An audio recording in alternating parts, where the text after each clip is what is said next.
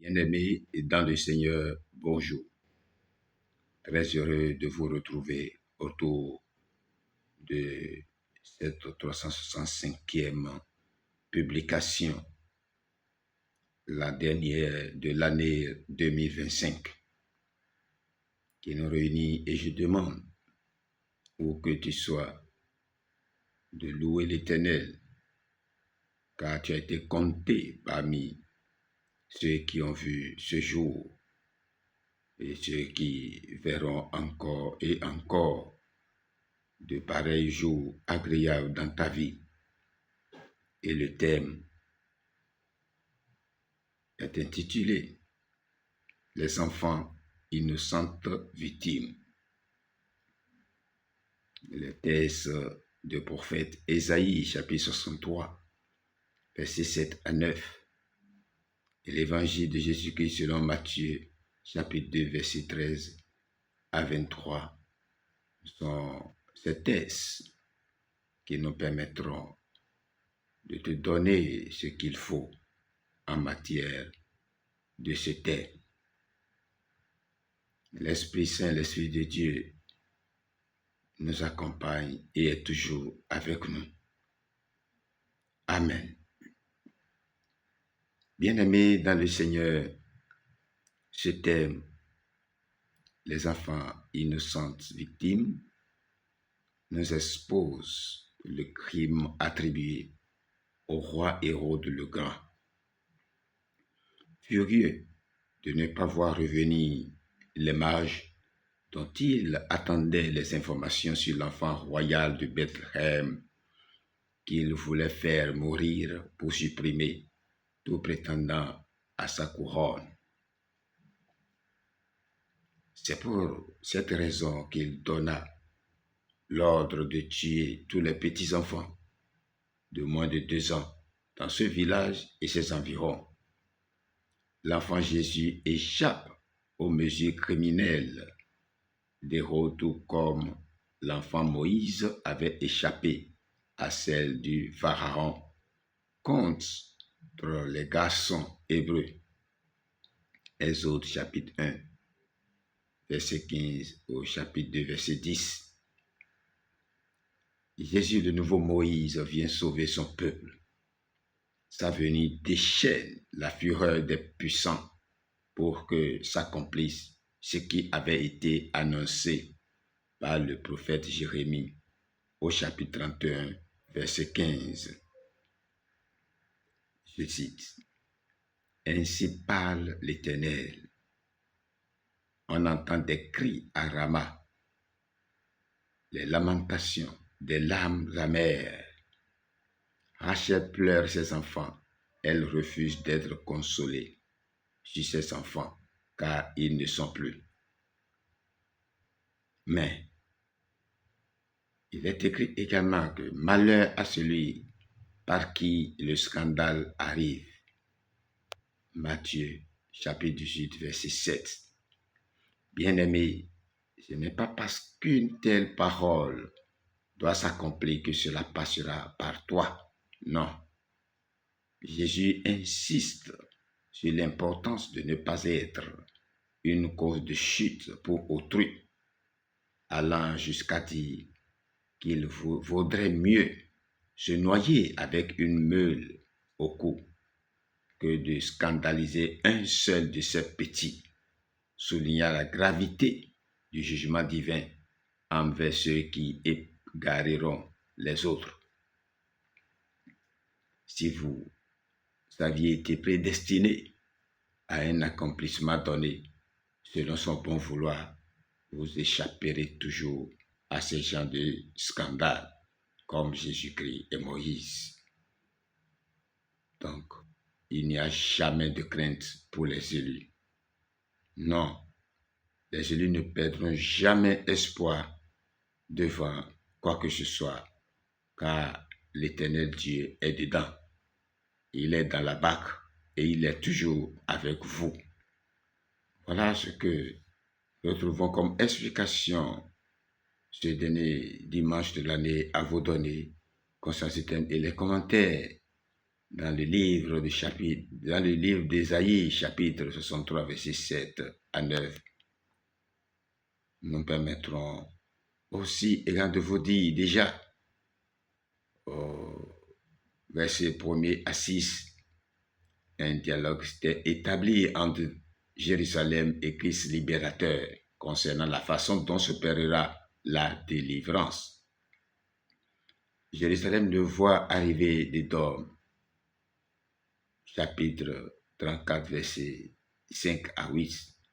C'est en effet là qu'aura lieu le carnage des nations qui délivrera Jérusalem. Verset 1. Christ répond à ce même verset. C'est moi. Il parle en jugement, mais ce jugement est le salut avec puissance. Jérusalem reprend la parole. Pourquoi ce sang qui te couvre comme le vin, celui qui foule la cure? Apocalypse chapitre 14, versets 19 et 20. Christ répond donc, j'ai agi moi tout seul. Le jour de ma vengeance était là, et c'était l'année de mes rachetés. Personne n'était avec moi. Verset 5. N'a-t-il pas été de même à sa première venue? Chapitre 50, verset 2. De même à la croix. Psaume 22, verset 12. Psaume 69, verset 21. De même en intercession. Chapitre 59, verset 16. De verset 7 à 9. Maintenant le résidu parle. La grâce a comblé sa coupe. Il récapitule les sympathies de Christ, tout ce qu'il y avait dans son cœur pour eux, son œuvre comme rédempteur et ses délivrances, mais aussi les rébellions d'Israël. Il a été obligé de combattre contre eux. Et maintenant de Matthieu chapitre 2 verset 13 à 23, je voudrais vous dire qu'après un long voyage, préfiguration de Psaume 112, verset 10, les mages ont été conduits par l'étoile auprès du petit enfant. Grand sujet de joie pour eux. Ils le rencontrent, lui présentent leur hommage, leur offrande et s'en retournent par un seul chemin.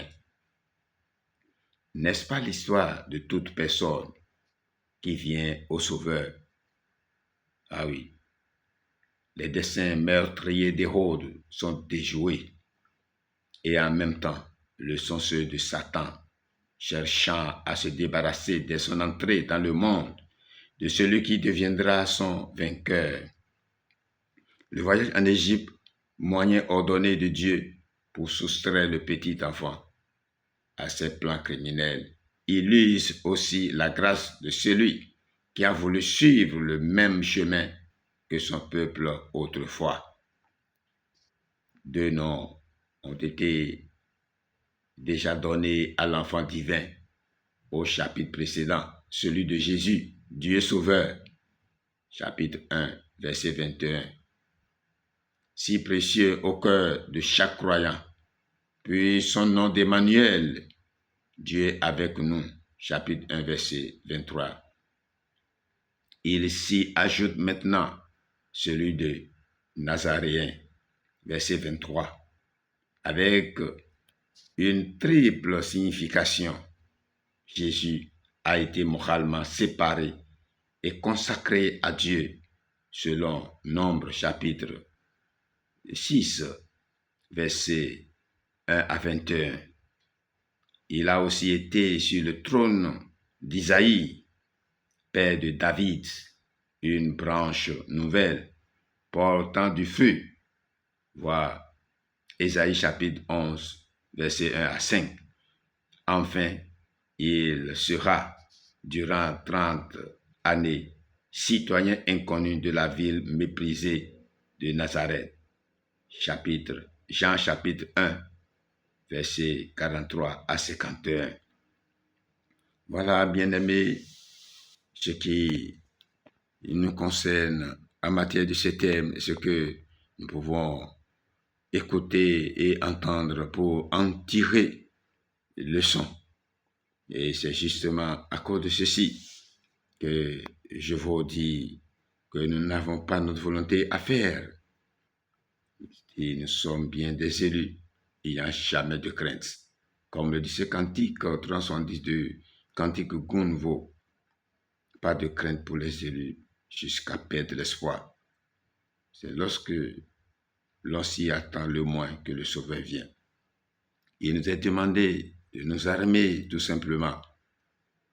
Armons-nous pour ce combat et l'Esprit Saint est là pour nous accompagner. Rien ne peut nous ébranler. Alors, bien-aimés, à la fin de cette année 2025, n'ayez crainte aucune. Soyez toujours fidèles à votre engagement dans le Seigneur Jésus-Christ. Priez, jeûnez, cherchez à marcher avec l'Éternel en toutes choses, en toutes circonstances. Il est toujours avec vous. Votre vie est garantie dans le Seigneur. Car vous n'êtes pas de ce monde, vous êtes pour Christ. Il ne vous abandonne jamais. Nous retrouverons avec joie, gaieté, santé, bonté, bénédiction cette nouvelle année 2026 que l'Éternel a déjà préparée pour les siens. Cette année qui s'annonce bénéfique pour toute personne qui a mis sa confiance en notre Dieu, en Christ, le chemin, la vérité, la vie. Bien-aimés, c'est à ces mots que je vous souhaite une bonne fin d'année 2025 et une bonne année dans le Seigneur Jésus-Christ pour 2026. À bientôt, 2026, pour une nouvelle publication dans le Seigneur. C'est vous qui êtes heureux. À bientôt.